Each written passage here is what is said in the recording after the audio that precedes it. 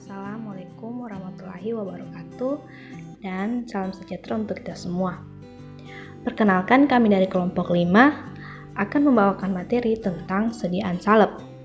Sebelum masuk ke materi, perkenalkan anggota kelompok dari kelompok 5. Saya sendiri Yoslin Situru, ada Elma Adriana, Nabila Nur Aziza Putri, dan Susanti Handayani.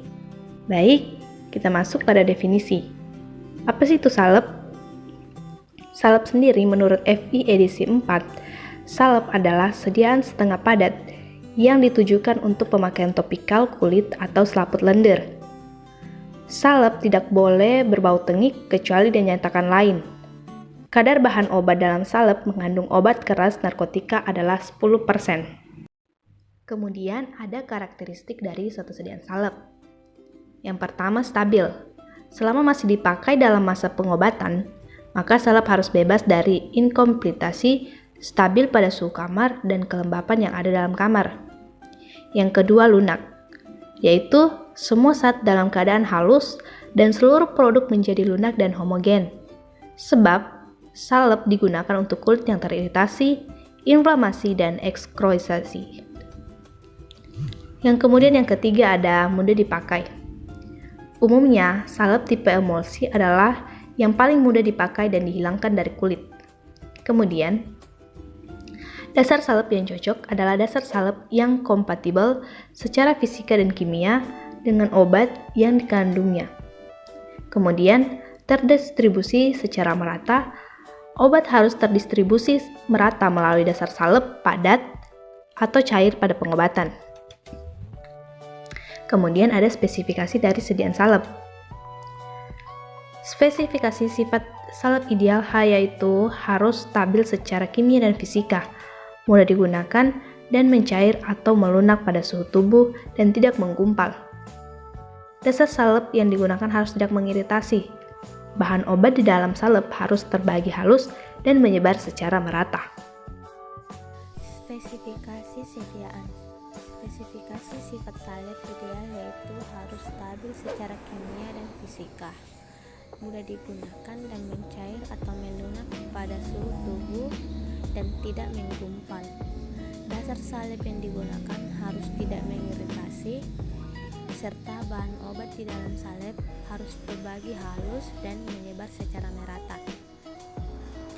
Formulasi sediaan. Formulasi sediaan salep yang bersifat oklusif mengandung basis yang berlemak dengan pengemulsi air dalam minyak atau minyak dalam air.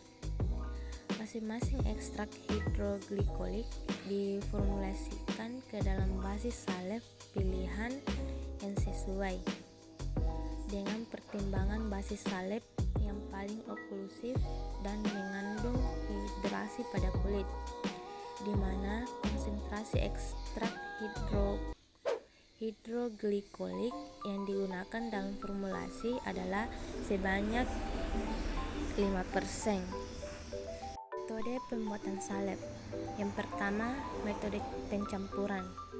Komponen-komponen salep dicampur bersama-sama sampai homogen dengan menggunakan mortar dan stamper atau dengan sudip dan lempeng salep. Dalam metode pencampuran, komponen salep dicampur bersama sampai sediaan yang rata tercapai. Yang kedua, metode peleburan.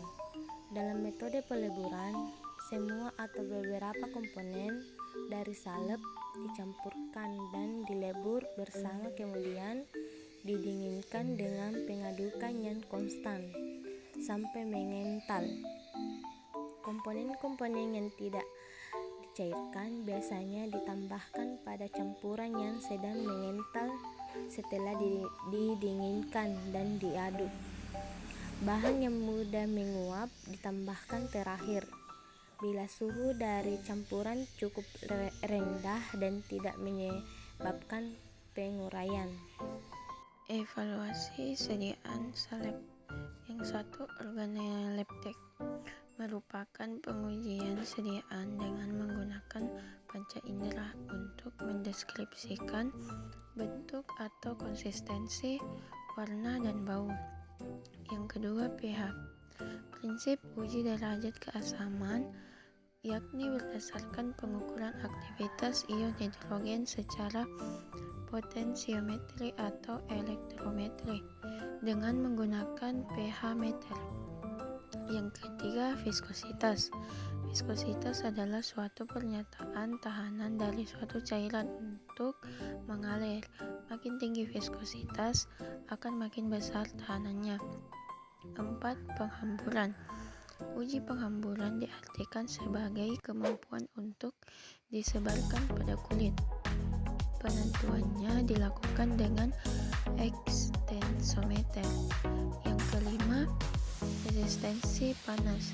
Uji ini untuk mempertimbangkan daya simpan suatu sediaan salep atau gel dalam daerah iklim dengan perubahan suhu nyata dan terus-menerus.